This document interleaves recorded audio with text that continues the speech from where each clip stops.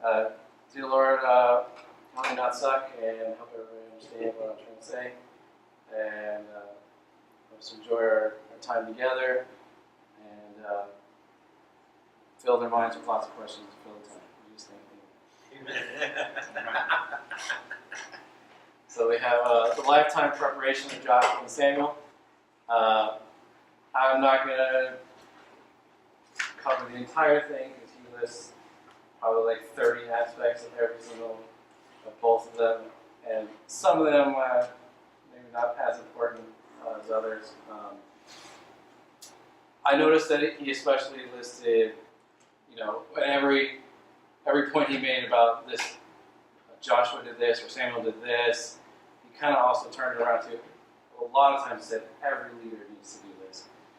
So I'll touch on some of that later about how I feel about that. But Joshua was the warrior and successor to Moses who led the Israelites to the Promised Land. What we learned from him is that he was unafraid of life in a fishbowl. When you become a leader, you sign up basically to have your life under a microscope, right? Because people are going to look for hypocrisies, people are going to look for past sins or current sins or whatever, and for better or for worse, use it to either ask questions of you or to defame your character, depending on what the motivations are. But you have to be okay with yourself. You have to be okay with your past. You have to be okay with acknowledging the mistakes you're going to make, and as you make them.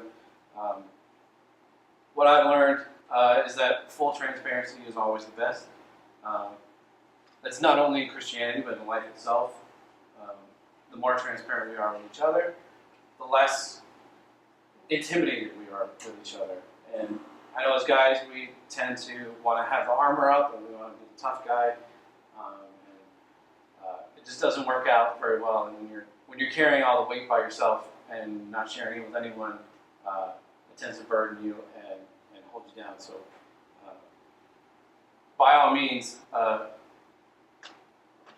should be able to own your testimony, be able to share it, and admit your faults, admit your mistakes, own them, and just go with it.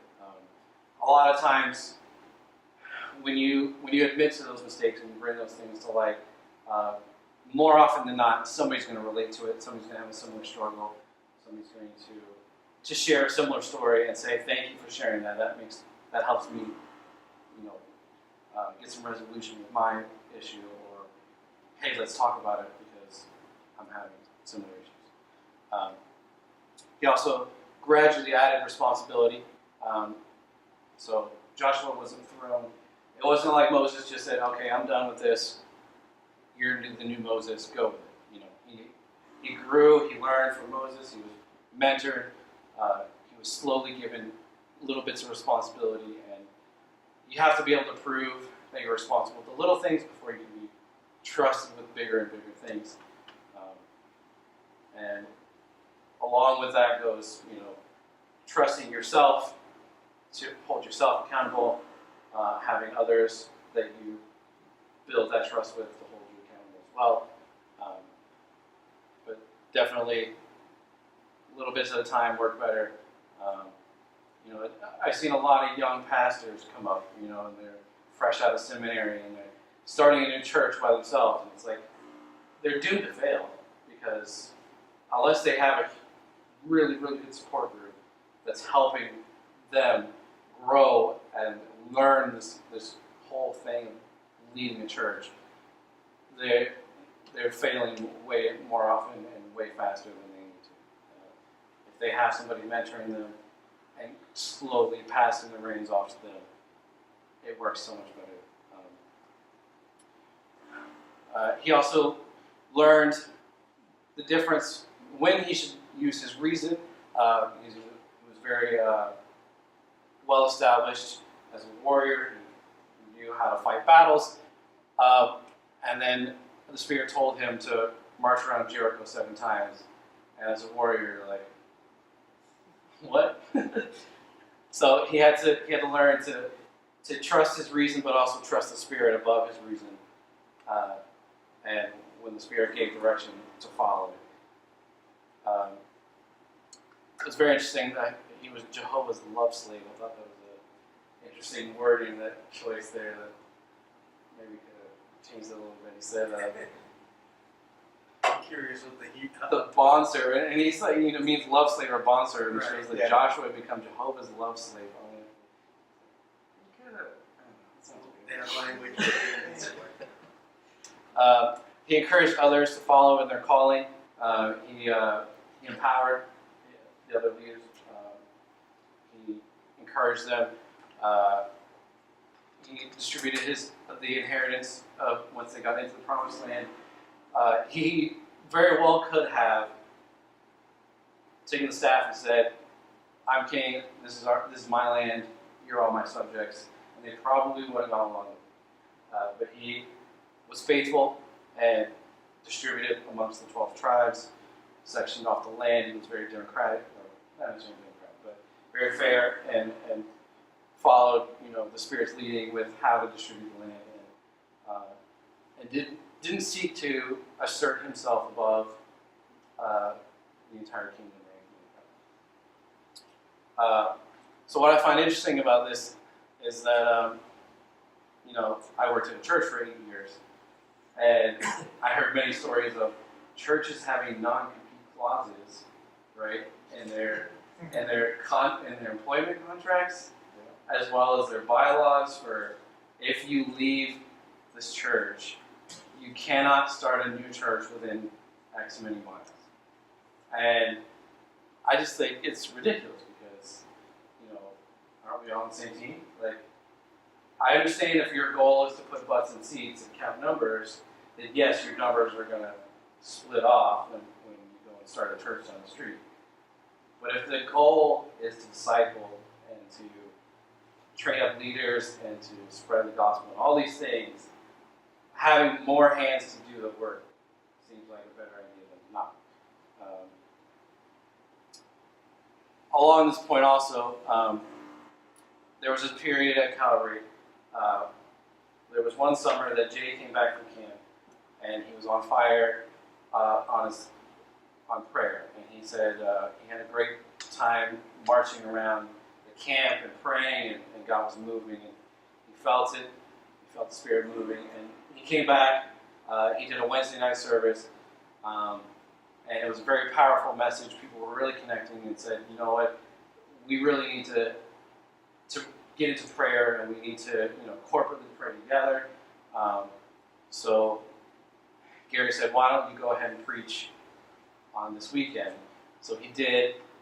The congregation really responded. They all came up after service, and they prayed with him. They prayed over him, and we, church staff always is praying for revival. But I sensed especially, like, that we were on the verge of a revival, and there was a hunger and a fervor for the corporate prayer that I hadn't seen before. So I was really encouraged and I'm excited about it.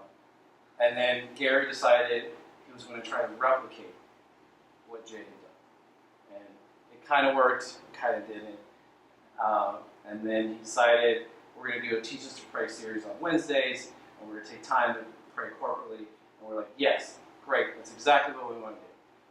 And then he sat there and talked for an hour and a half and killed it because he couldn't relinquish control and couldn't share the spotlight because Jay was getting, the praise and getting the attention, and Gary's flat out jealous, and he wanted it for himself. And so I don't mean to gossip about him or share whatever. It's just a cautionary tale of there was quite possibly a huge movement of God that was killed by a man unable to share the spotlight and put somebody else up. And so something to consider there. If I can share, I don't remember the details, but I read a story. I think that it was, I don't know if it was Oswald Chambers or C.W.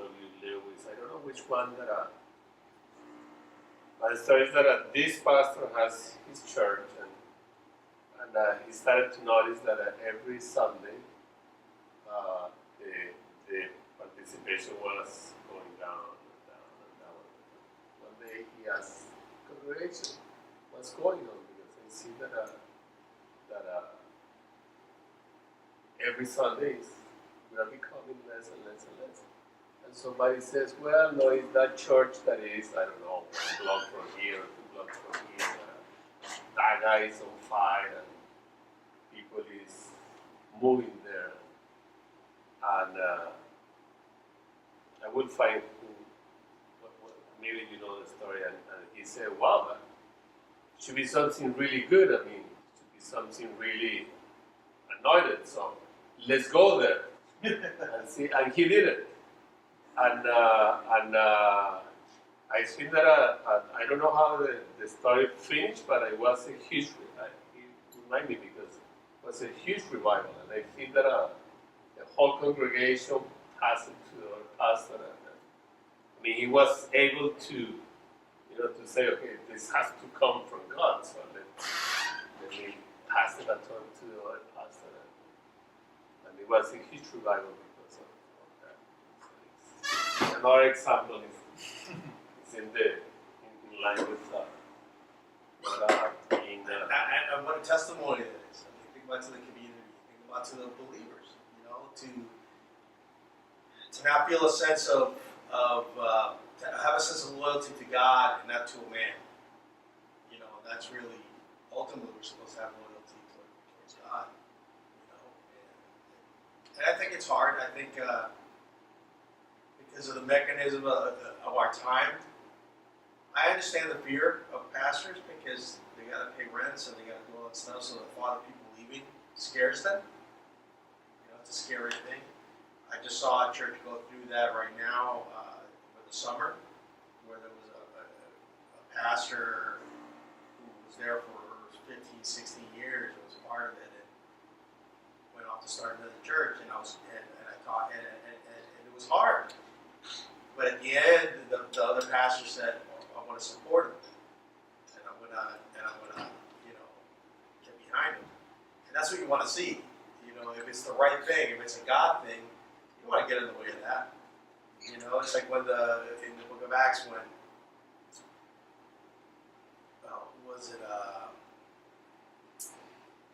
basically what the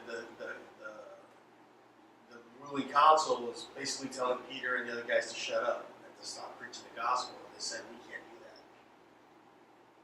And I forgot who it was now. I'm trying to remember. No. But one of the leaders said, "Hey, listen.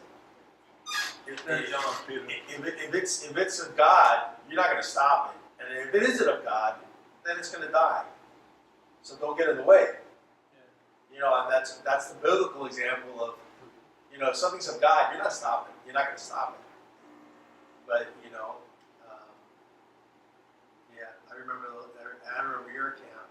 I remember it pretty much the same, but with a little bit more to the point that I was still shielded from Gary. Well, there was a fear because they had me control the mic. Remember, there was a fear. It's like, "Oh, don't let certain people pray. Stand next to them and stop them if they start praying something wrong." And there was a lot of fear. And it's like, when it comes to things of God, you can't have that fear. If you're going to ask the church to pray, you have to let them pray. You have to trust God. But there was a lot of fear of, "Oh, you can't you have to control it." And you're right. We ended up praying for 10 minutes. It was supposed to be for 5 or 6 weeks. We were supposed to just come and pray, and we ended up doing everything but praying. And people were, it was cold water. It was like a spiritual cold water. Unfortunately, something that God, I do believe God was doing. Absolutely. And I think there's a couple examples of that. I think so that sometimes the pastor is the people is in the church. For me, I have a friend. For long they have gone to their own church, and now they got a huge house, and they say they worship at the house. Try to people learn the word of God and have salvation. And now every Friday they have a reunion at the house. And sometimes pastor they know come to the house, different pastor. And one day there was a pastor from Venezuela that have the gift of heal. And many people got healed there. And I was a friend from, maybe you remember that one that was in my wedding. It was a Puerto Rican guy. I say he take me to Yes, yes. the Lord. And he went there and he got some people from his church in Boca to there. My friend lived in Plantation, and later on, the people that wasn't in that house talked to the pastor. Later on, after a month, and the pastor was talking to them, hey, that really you take people from the church to that house, to your friend's house? Yes, but because sometimes they are old people, they can't drive. I taking there to receive the word of God. It's not because I'm taking people from the church, and I try to helping them to receive it's a Friday. The people were so upset of him because taking people from that church. But at the end, he said to them, "Okay, you tell me that I have to tell to the church I taking people from the church to that house. What about when I'm going to the hospital? What about when I'm going to visit my old friend? They are in the nursery. You have to tell them too, because it's like they try to say something. The people at the church, not the pastor. The pastor said, you right. Anything I can help you, I help you. That sometimes the pastor, what you say, the pastor going to help the people because at the end is make disciples. It's not make controversial or take people from this church to that church. It's about the view of the pastor what I have. It really is the heart is for the people. That person said he's gonna share. He's gonna help that person to grow.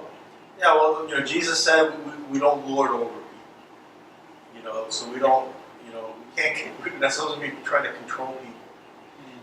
The only thing I would say to that is as a pastor is aware of it, and that because like for me, the only times that it becomes an issue, and it's never happened at Rise, but is when there's someone who's a wolf in sheep's clothing that is trying to hurt people, and at that point, then I have a responsibility to protect. But if it's someone that is genuine, is someone that's real, and is you can't lord over people. You can't say, oh no, you can't go listen to somebody else talk. Don't turn on the radio and listen to another pastor. Don't you can't do that.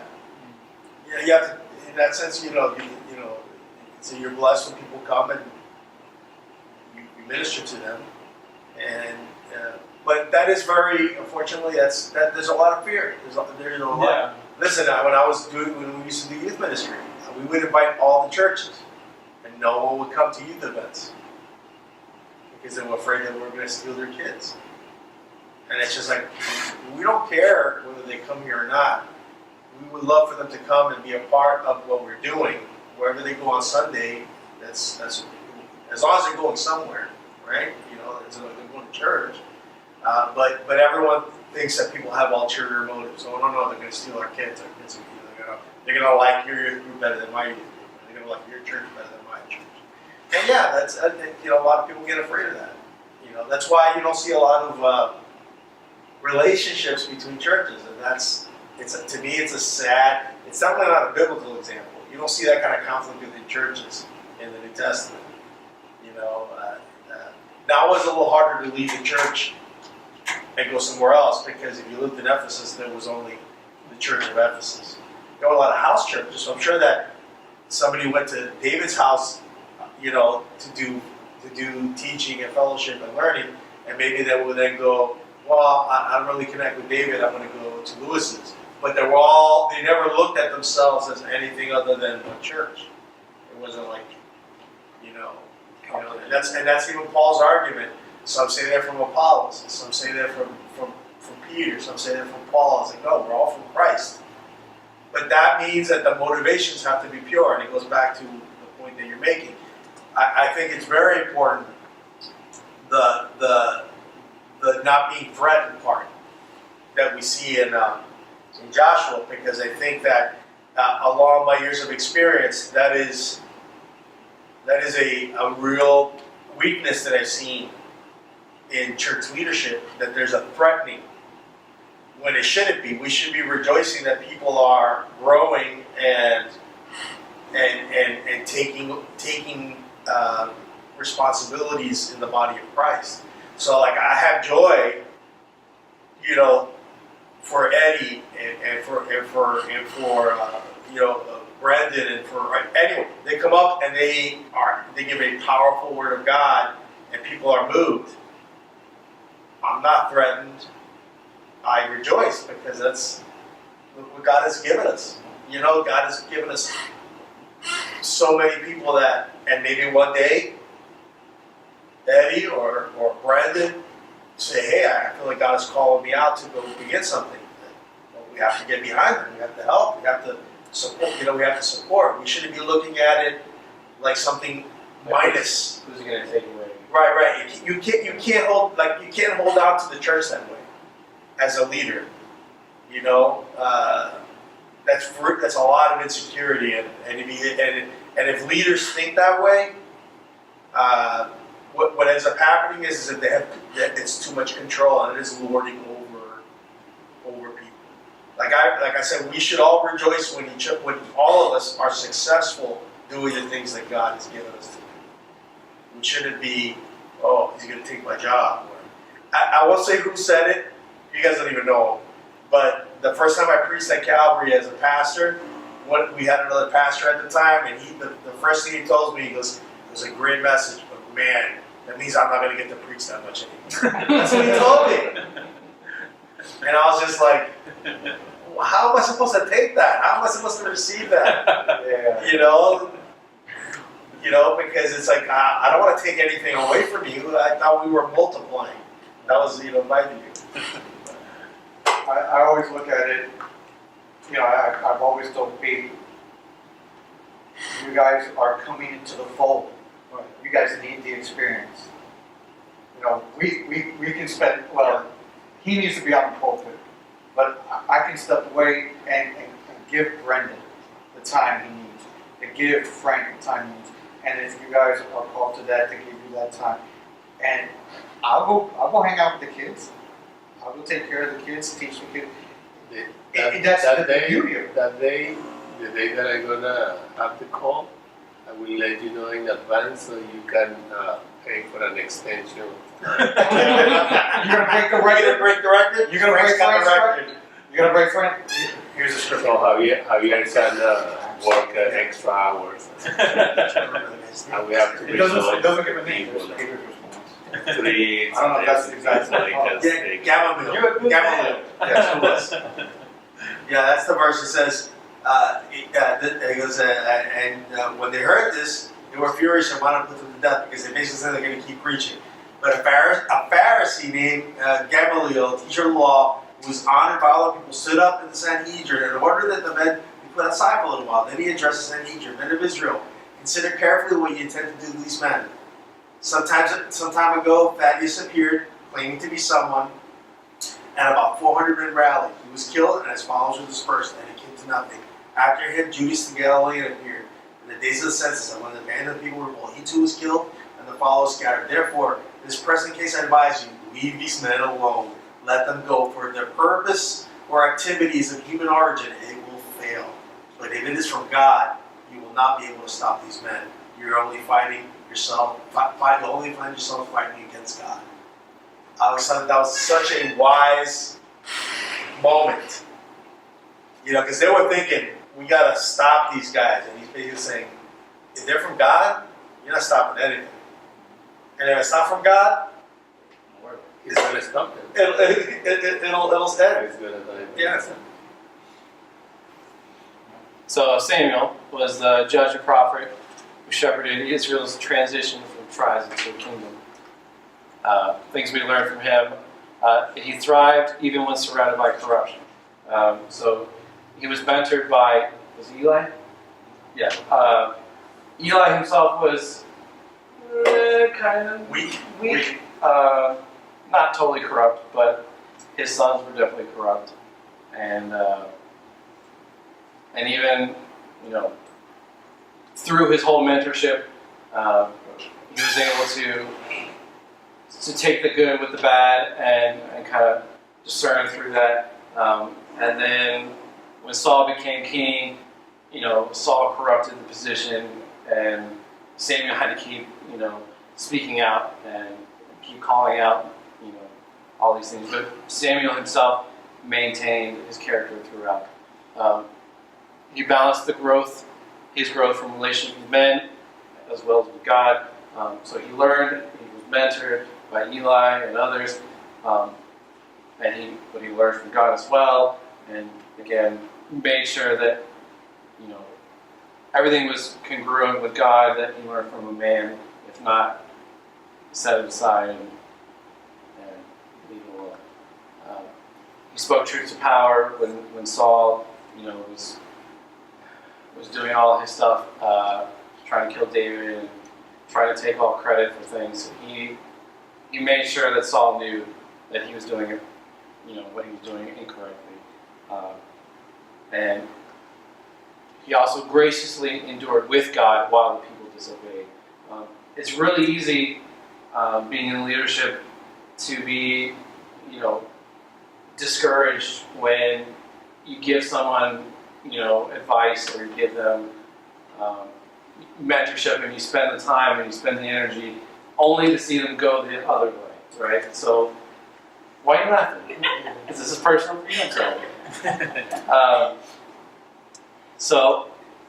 He maintained that relationship with God, and he was able to mourn with God, and he was able to cry out to God and to share in that, the disappointment, but also God then also built him up and encouraged him and said, just keep working with these people. We can't give up on them, right? So it's definitely a problem that you will run into if you haven't already, but you probably have already anyway. But people will go against what they should be doing, and you just have to love on them, accept them back, and follow through with them, because if you don't, who will? He patiently awaited God's timing. He was given a word that Eli and his sons would be killed off while he was still a teenager, right? And he didn't take matters into his own hands. And he waited, and he continued his mentorship and continued his training. And he refused to take matters into his own hands and to force it to happen. Even knowing this is what God has told him to do, he still waited for God to make it happen, and instead of forcing it himself. It looks like I'm jumping into the next chapter, but I'm not. This is my own stuff. So these are my leadership lessons that weren't really covered in this chapter, but I feel are as important, if not more This so. David, you. This is me. No, David. So I hope I'll be signed as a God, man after God's own heart, but we'll see about that. That's not for me to decide. So first, I encourage you to lead alongside and not from ahead and not from behind. I've been around leaders that that have been in the trenches with you and make you feel like you're working together and you're striving together, you're suffering together, you're winning together. And those leaders carry you so much further than somebody that's either pushing up ahead and dragging you behind, or standing behind, waving at you and saying, you're doing great, you're doing all the work. It makes a huge difference when you connect with someone and you force, you push through together, it makes a huge difference. Praise in public and correct in private. You don't know the effect that it has on someone when you just speak their name in front of other people in an encouraging way. Even if that person is a total screw up, and you encourage them in front of other people, and that alone will make them think, well, I'm not a screw up, and I shouldn't be a screw up. And you'd be amazed at the turnaround you can get from people. Correction still needs to happen, but if you correct privately, you prevent them from being embarrassed or ashamed. And let them own it, and let them, share that with whoever they need to, and confess that and all that. But it's not for you to confess that for them to everyone. It's their responsibility. But you can heap praise upon them and see them grow and blossom from it.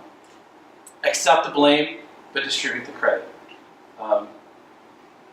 Whenever something goes wrong, it's very easy as the leader to be like, I know who did that, and I'm going to throw them under the bus so that I don't look bad. But that destroys the camaraderie in the team. It creates anxiety in the other team members that say, great, now if I screw up, I'm going to get thrown under the bus.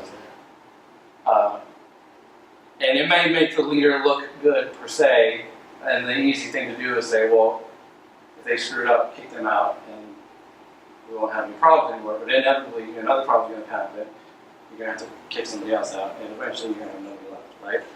So if you build your team, and you take the brunt and own because more often than not, you're responsible for what's coming out of the group anyway. So if you own it, take the blame, accept it, move on. Now, correct in private, if you need to, do what you have to do. But for the most part, people respond so much better when you're not pointing fingers and you're not accusing, you're instead saying, here's what could have gone better, how can we make it go better together, rather than isolating people and cutting them off and kicking them to the side. When the praise comes in and when the credit comes in, at the same time, the leader is going to be like the visible person saying, oh, look at the great work they're doing. When you're leading a group, you're not the only one doing the work, even though sometimes you might feel like it. You have support from other people, and you lean on other people to get there. So make sure those people get the credit. Otherwise, they'll be discouraged. You'll have less to show for it next time, and you'll be praised even that much more if you distribute the credit than if you record it for yourself. And if you notice, everything on this list is done the opposite in the way. But that's a simple point. So along those lines, there was a time. There was a time when I was very frustrated with how Calvary was running. A lot of the decisions that were made, Gary would take credit for the good things, and he would pass the blame for the bad things. Even to the point where if he made a staff decision or some other decision, and he said, and it was an unpopular decision, he would say, well, that was the board decision. And nobody else had access to the board, so we didn't even know what he was telling the board, much less what the board was actually responding to and what they were actually saying. We had no way to collaborate with. So I made a little doodle, and I sent it to Pete, and Martha said that she thought it was... I was going to have a heart attack. I was laughing so much. How hard is that? But here it is. I'm off to an important board meeting. I was going to the janitor's closet. And the broom, the plunger, and the mop are all saying aye. As he says, wow, another unanimous decision. Because that's basically what the board was. It was college buddies and nobody that was in the congregation, nobody that was local, and nobody that really could hold them accountable, nor they couldn't even speak to any of the staff.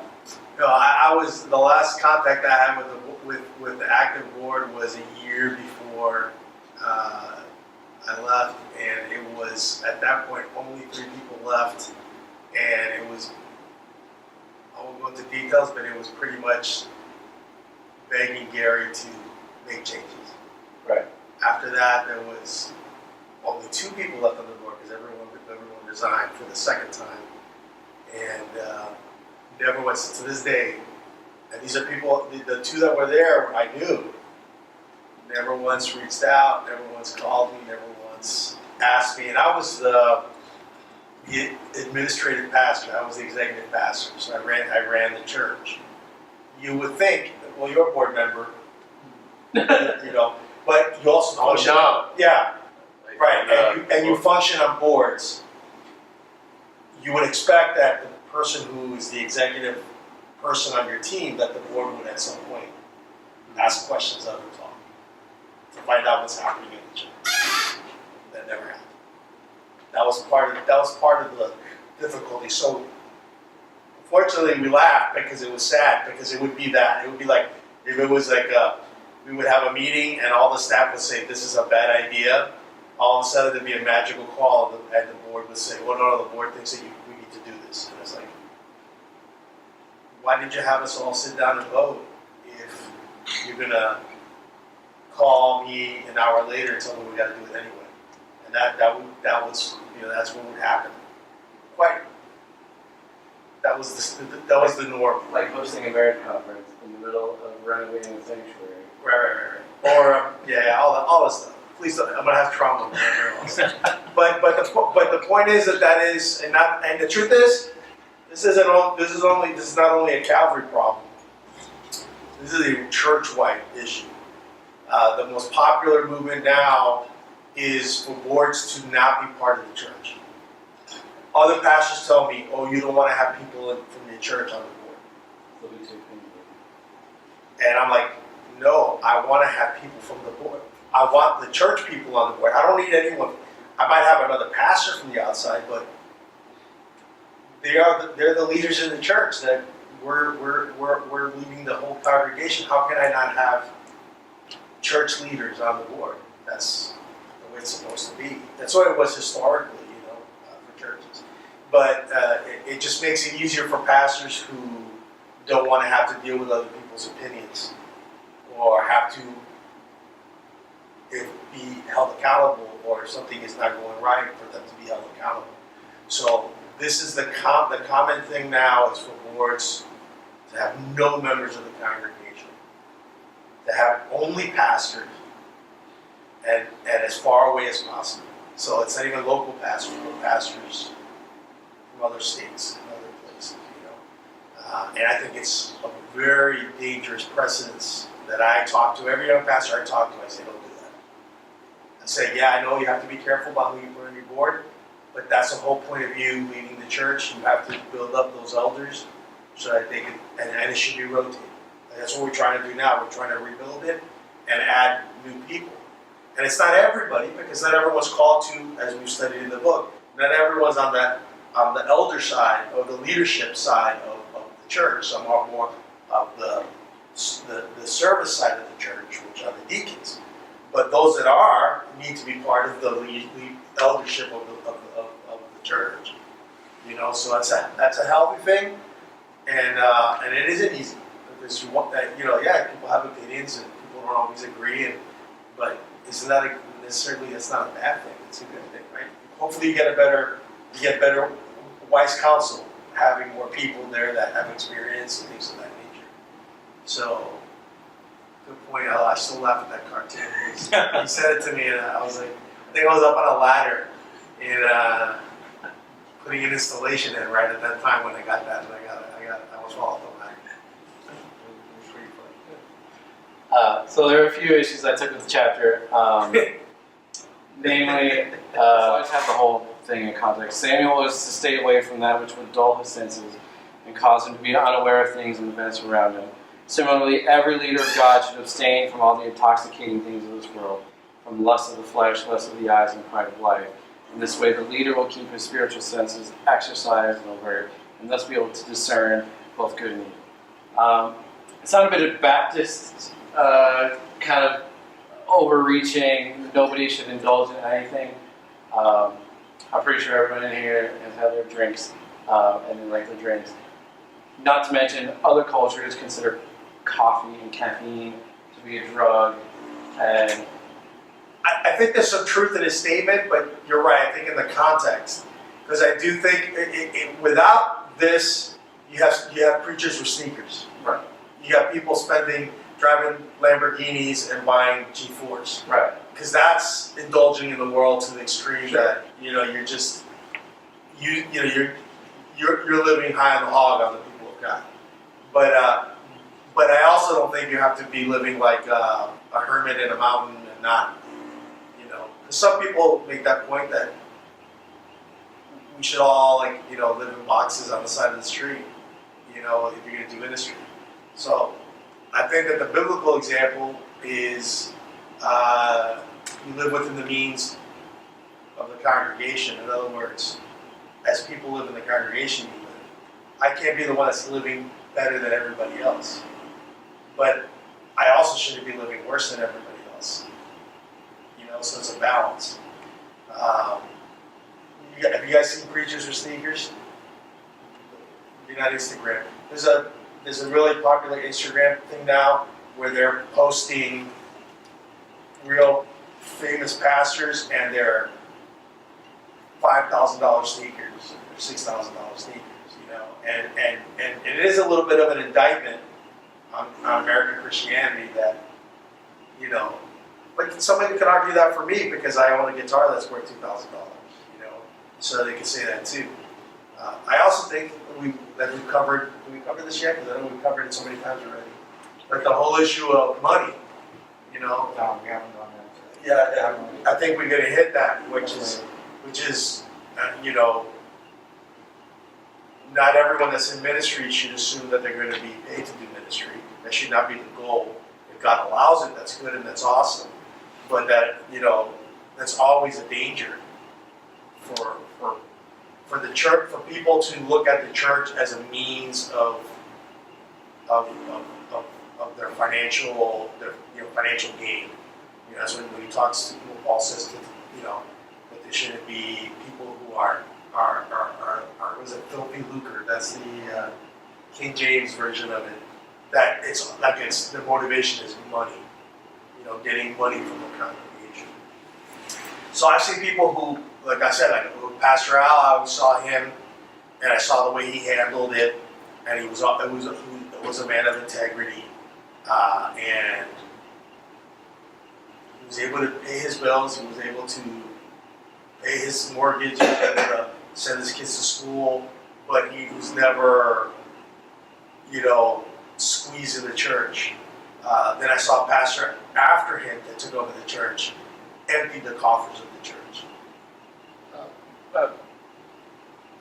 This is my opinion on what I feel in my heart. I think that in general, it's related to this, it's related to one of the lessons that David was mentioning regarding relationship, balance between relationship between God and man, a balance between the thing of the world and the things of the spirit. And I think that the extremes are always, and I learned it because I was an extremist in one point of my life. And when you are an extremist, the other side is going to be bad. Yeah. No matter where you are, in the right or in the left, in the up or in the down. So I think that the balance is really important. And I remember in one of the mission trips that we did to Venezuela, and I think that I shared this with some of you many times. It was this guy that he was the one that received us, was with the church put always him to help us during the days and the mission, and he was there and always there, and I saw since the first time that I went, I went with Ken group, so I was part of the group. The second time I led the mission trip, and always that guy was there, and I sensed his fire, his passion, and he was totally into the thing and with us. And I don't know why, but one day I started to feel in my heart that our mission was not about what that church was doing there, because they were already touching people. Right. And one day I told the guy, because I really feel in my heart, I said, I want to go to your house. We were helping people build houses and repair houses, and I said, oh yeah, we're gonna go. Yeah, let's see the agenda. And I insisted, and the guy was like avoiding me. Oh yeah. One day we were eating in his mom's house, and because that was, he arranged for her to cook for us. And I said, you told me that your house is close to here, no? Yes, okay, let's go. So I insisted, I had something in my head, I said, let's go. And I went to his house, and he has tried to show me, oh, this was the kitchen, but it went on fire, so we're repairing the kitchen, and it was that small living room over here, and then we went like to a pile. It was a small house, maybe the size half of this place, and he was living with his wife and his 3 kids, and we went like to a patio, and there was 1 bedroom there, and then he said, here I'm gonna build one. One day I'm gonna build my room, and here this is a place for another room, but and we finished. It was really small, maybe 1, but I remember. And I said, listen, there is something that doesn't match to me. There's only 1 room, and you are 5 people. So how do you sleep? Because I saw that in that room, the room that you told me that are the kids' room, there are 3 beds. So how do you sleep? Well, at night we put a couch here in the living room, and we sleep there, my wife and me, so the kids can. Okay, now I understand why the Lord put that in my life. So I spoke with Carlos, that was with me. I said, listen, Carlos, I really believe in my heart that we need to help them build, because this guy is working for the Lord. I mean, he needs basic things. He's not getting paid. He's just in fire, and maybe he forgot about the other things. And I think that we need to help him to build another room in his house. So I told the guy, listen, I want you to tell me how much it's gonna cost to put one wall here, and to put a floor there, and to put floor here, and he said, okay, let's make a count, this and this. We went to the place, I bought it, I gave him all the material, and I said, okay, this is for your room. And I remember next year when I came, the first thing when he saw me is, I want you to go to my house. I want you to go to my house. And with everything he built, that room, and more, because he was able to repair other things. And so, again, the whole story is that I think that the extremes are, because that's a good stream. Yeah. But you are forgetting the other things. You're human, you are living here. At some point, you cannot preach, you cannot do ministry if you die, if you are hunger, if you are injured, if you are. I agree. Like that's what I experienced when I went and I saw Pastor Reggie. Because Pastor Reggie, Hades Hope doesn't give any money to Pastor Reggie. It was, and when they did give him money, Reggie would give it to other people. So they would say, "Hey Reggie, this is for you," and he would take that money. And meanwhile, he's not able to live with his wife. He doesn't have his own place, So I said, Reggie, the church is going to give for you. We already gave it to Hades Hope. This is for you. It's for you to build your house, for you to get the things that you need, and for you to take care of yourself. Because you're right. What good are you going to be to the Lord if you're dead in 5 years because you got nothing? Like sometimes he doesn't have money to eat. All those kind of things. It's like no. You're right. It's tough because that's why I agree. I think it's you live within the means of the congregation. the congregation shouldn't expect you to live in poverty if the church is not in poverty. You know, hey, if everyone's in poverty, we all live in poverty together. You know, but if it's, you know, it's a balance. It is a balance, and there's always that danger because I think, you know, again, the experiences that I had, like I believe in helping like the people in the church. In other words, I believe in stipending people that are serving, that are giving large parts of their day and their time to the church. I like sometimes like musicians. Musicians historically, churches don't like to pay musicians, right?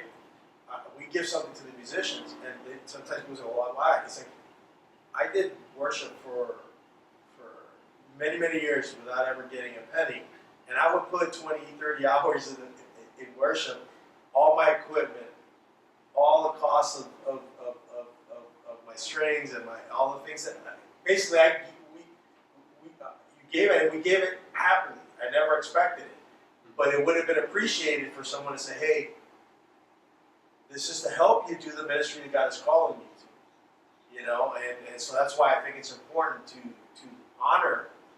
You know, Paul talks about that you know that it's right to pay the worker his due.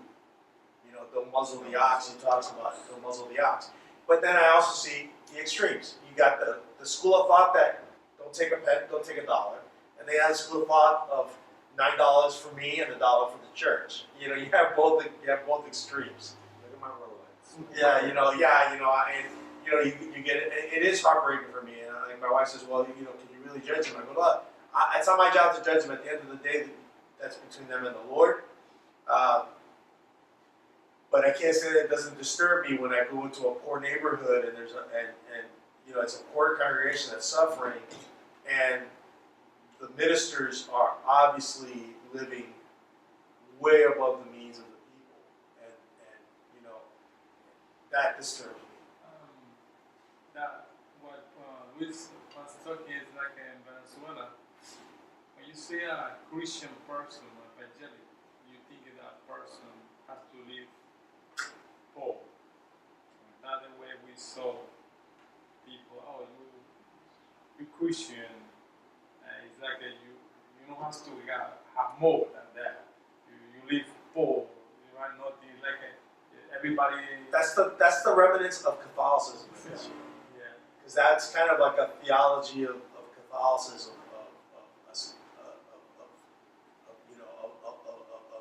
of giving up and of sacrificing.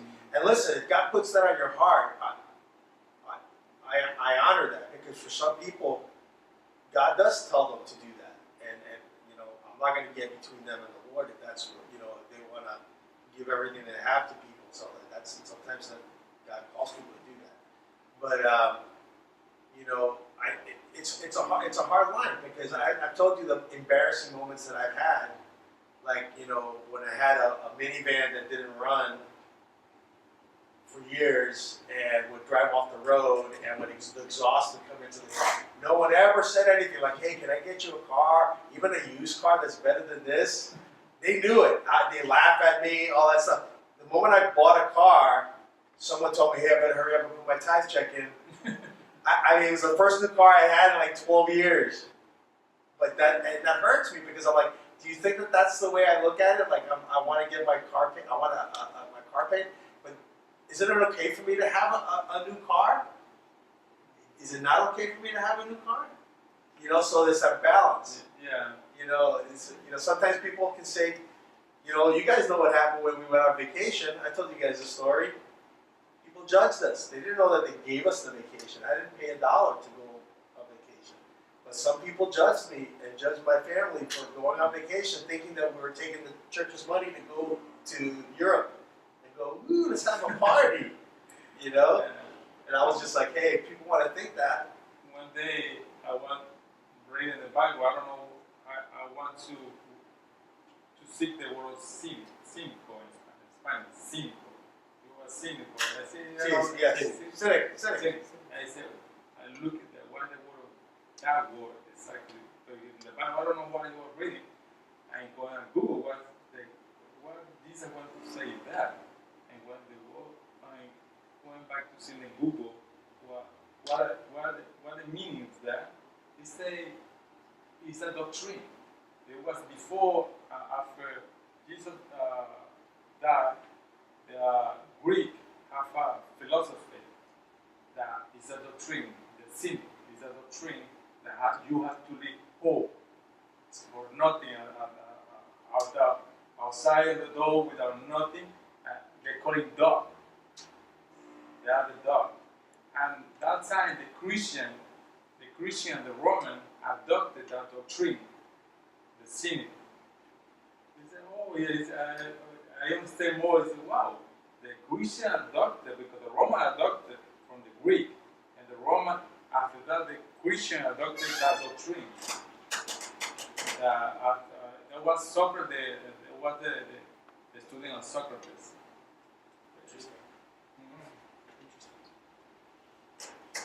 So another Yeah. one was, Man, you gotta read that one to me. I don't know yeah. what's up with this slide, but Samuel was to avoid all contact with dead bodies, signifying an absolutely pure life unto the Lord.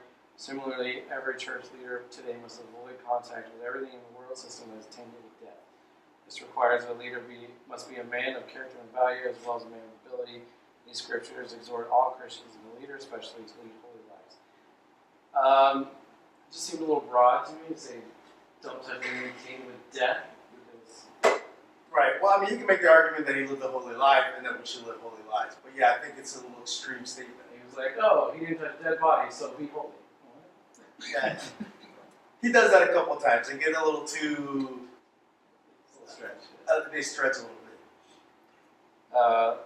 Samuel ministered before God as a growing boy and showed respect and submission to Eli, the leader over him, even though Eli was corrupt. In the same way, God desired every leader to turn to him at an early age in life and to respect the position of their leaders, even if they're not wholly following the Lord. I just didn't like how he said every leader is to turn to him at an early age, and like, but that's not reality. That's not what, we don't have, you have the Abner that's like, I was a Christian, but I didn't follow God. You have Robert that, says, he walked away for a while. And that to me just comes off as like, you should have followed God and you didn't. And that's not God's best for you, which maybe it is, maybe it isn't. But, we're here now. It's very narrow, right? We need to grow from now and make decisions from going forward and not beat people over the head if they miss the opportunity when they're younger, right? Things like that. He said, though Adam and Eve were located in the ultimate beautiful garden, they sinned against God. Though David slept in a lovely palace surroundings and had every possible need satisfied, he still descended into the bed of adultery. No leader can blame a bad environment, poor leadership, or surrounding sin for stunting his spiritual growth. It depends on your maturity and your. I do agree with that. I'm not saying that. In other words, you can't use it as an excuse. Right. So you can never say, hey, like, That will make me do it. no, that or hey, I grew up I was, like you see people do. I served in a church that had some bad issues. Well, that doesn't mean you take those bad issues and No, but at least yeah. it was the way it was worded. It seemed like there's no room for any of this, and it's like, well, you have to kind of judge the situation and the maturity. If that's all they knew, and that's what they carried on, it's not until you point it out to them and correct that it's not that they can make the argument that this is how I thought it was supposed to be done. Right. And not necessarily say, well, that's how it was taught, and that's how I do it, and that's just the way it is. He's a little bit. I'll give you an example. We had a young girl in the youth group.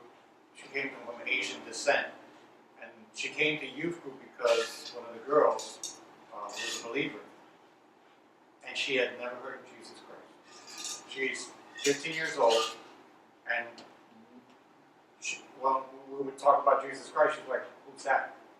So her experience, her past experience, sheltered her from that ability to know Christ. So yeah, I agree.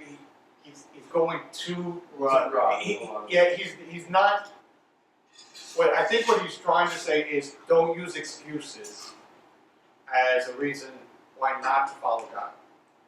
But it almost sounds or like he's giving us the best situation. or yeah, the best situation. You know, But there are because the truth is, I wish I would have.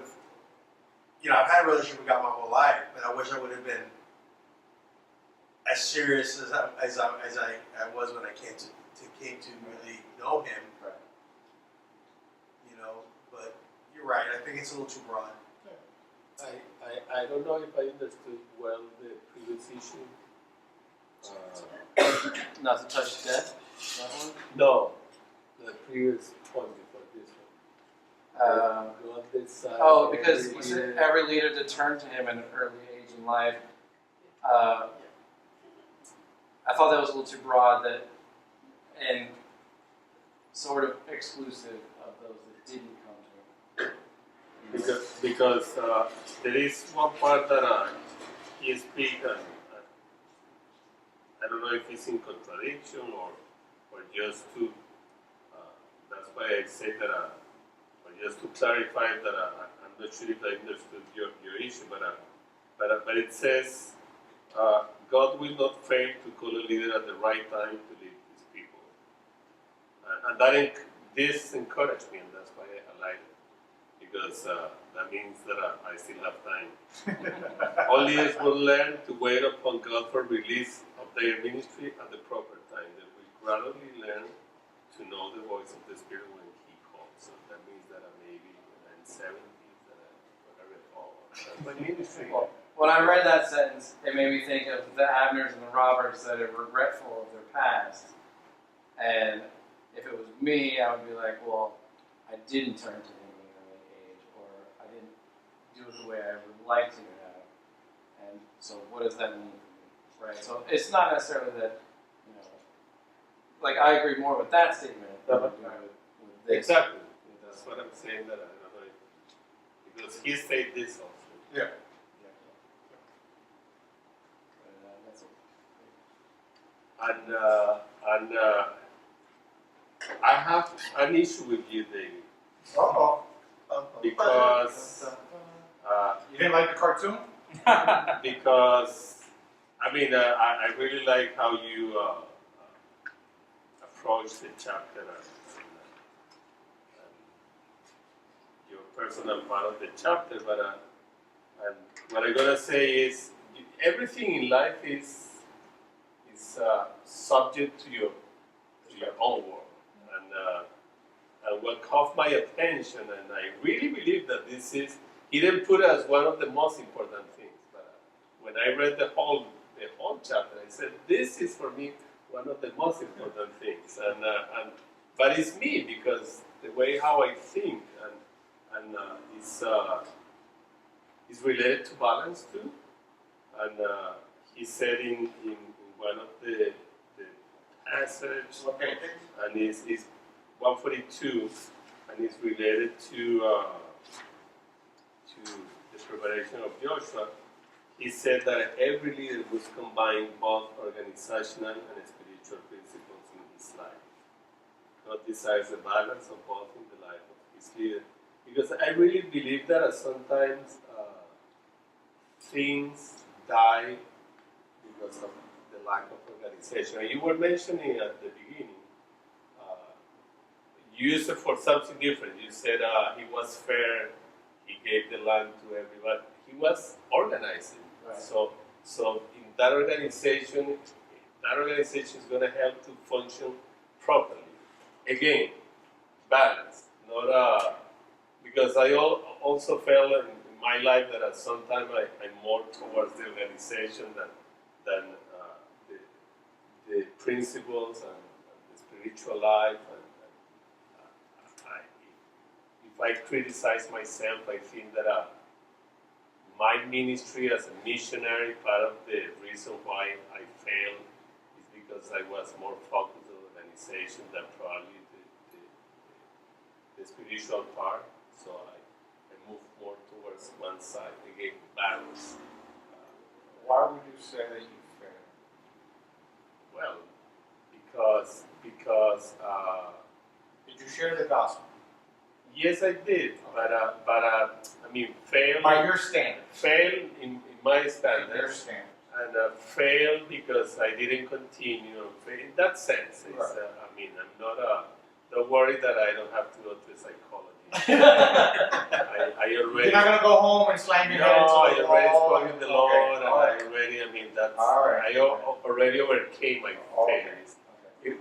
I mean, if I use what Right. he's talking, it was part of my training. It was, and as I said, I mean, I found here part of the reason. I was more focusing on organization than in the things of the spirit. We didn't pray enough. I didn't pray enough. I didn't make people pray enough. And many other things. So it's back to the balance, and I think that organization is so important. I shared with you guys, I almost left ministry because the fact was I didn't see movement in ministry. And I actually almost ran my wife right out of ministry and all my leaders because I was OCD structure. And then the Lord had me get on my knees and begin to take the structure part and then allow for the spiritual part. And when I'm that still started to learning, by the happen, way. and that's the beauty of my wife, because she put it down there. And she, you know, besides the Lord speaking to me, she also spoke truth. And she said, "You're going down this path. You keep going down this path. You have the right heart, but you're not letting God lead it. You're trying."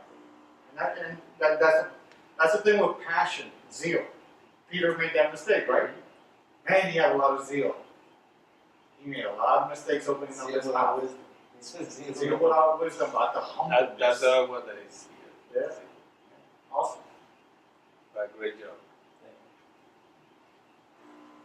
That's it. Good job. Can I ask you a question? Oh, What spoke to you the most? With the chapter. Yeah.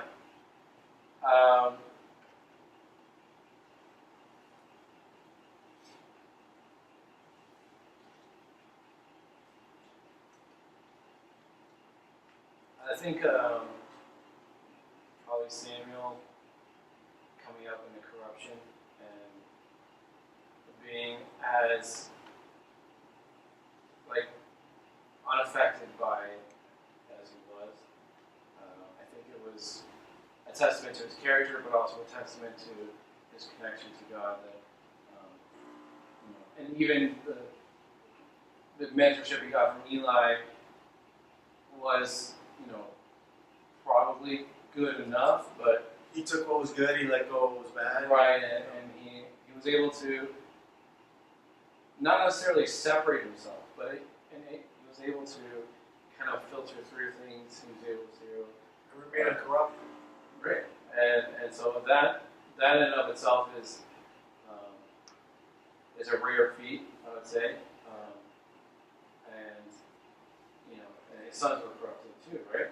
So even then, he didn't get discouraged when he saw his sons going down the same way, and he was able to, to stick with it. He was able to allow himself to mourn. Obviously, I think it's a different culture too, the Hebrew culture, that they are more, in tune with each other and with their emotions and things, so that to feel comfortable, mourning and suffering through with these things, but that it seemed like throughout his life he and God were on the same page more often than not, and he still made his mistakes, he still overlooked David, he still, but he was, even when he made his mistakes, he was still in tune and able to recover and make his apologies, make his corrections, and move on and hardly skip a beat. Yeah, I think you're right, and I think, as I was thinking here and listening to you and all the shared experiences that we had, one of the things that I see the difference in someone who goes the distance with their calling is ability that Joshua and that Samuel had of it being about God and not about himself or other people's struggles. Because I think that disappointment and like that thing you talked about when people, you pour into people and those people usually bite you, and those type of things. And if your relationship with God is not the driving force in your life, it will discourage you and it will, you'll get tired. The reason why the Bible says don't grow weary doing good, because you can. You grow weary trying to do the things that God calls you. And I can't say that I haven't faced that in my life. I have, but I say even the successful believers in my life, at the end of the day, it's about the Lord. It's not about anything else, or anyone else. In that sense, like I see Samuel being able to do that, man, being in Eli's house, under his tutelage, in a system that was broken, seeing that it was broken, but still being able to say, God can work here, and God can use me here, and I just have to keep my eyes on God. Joshua also. Joseph had every reason to say, his own brothers and all those things that went against him. And of course, we see this with Jesus, he got left alone. You mentioned something at the beginning, Pastor Billy saying that when you mentioned that, I felt something in my heart to share regarding. I think that is you didn't put us faithfulness, but to be. I didn't write it. Like a stand still with God. You still don't know. Yeah, when the congregation disobey, go one side. It's like to stay faithful, which is what we were talking in the preaching. And what come to my heart is that we, or some of us, or all of us, not some of us, but some of you will be, or not necessarily, are fathers, mothers, so we have kids, and this is at least that's how I see it. If the Lord gave me kids, that's like my first, how do we say, rebaño, chief, my first flock. Yes. Yeah. So he put me in leadership of that flock, and then the congregation, and what I found when you have kids that are already grown up, you did many mistakes in your life, and you try to correct. And when you come to the Lord, your past is your past. You cannot change it. You can use it as to witness your change. You cannot change your past. You can use it to witness your change. And when you find the Lord, you want your flock also to that flock that you have there to follow the path. And there are parts in their life that probably they're gonna follow. And suddenly, like everything in life, they have their own wings and they have to start flying or walking or whatever.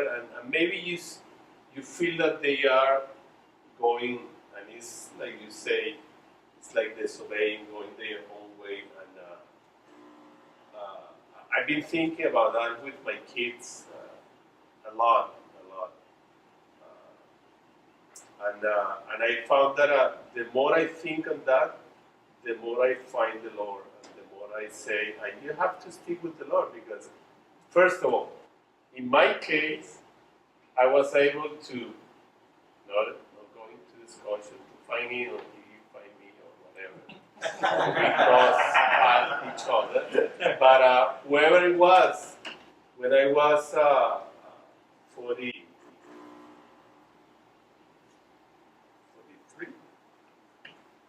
so there it's always hope.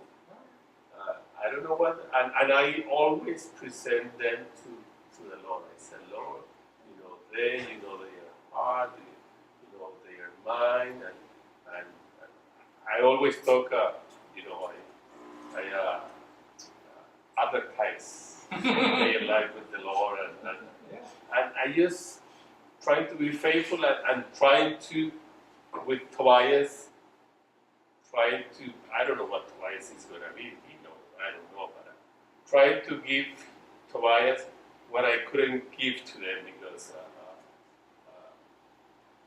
I found the Lord when my kids were already, I mean, teenagers, one was 10, my oldest son was almost 20, so it's different. Every stage in your life, but that flock is yours, and you have to be faithful to the Lord no matter what. No matter if your kids became drug addicts, that was my case. No matter if your kids are gay or whatever, or they declare whatever they want. No matter if your kids became robbers or thieves, or you have to be faithful because the Lord has a plan for everybody, and especially if you are in a leadership position, and you have to be transparent, and people is gonna talk, and you are with the Lord. That's it, because you do what you have to do. I think that's important. Amen. Thanks for sharing, David, with us. Are you going to pray us out? Dear Lord, thank you for our time together. Help us all enjoy the rest of our weeks and do our best to bring you along with us and keep you in mind all the time. And pray that you bring us all back here in 2 weeks. Bring us all safely. Help Pete's mom heal. Help Pete heal as well. And not skip out on kickboxing.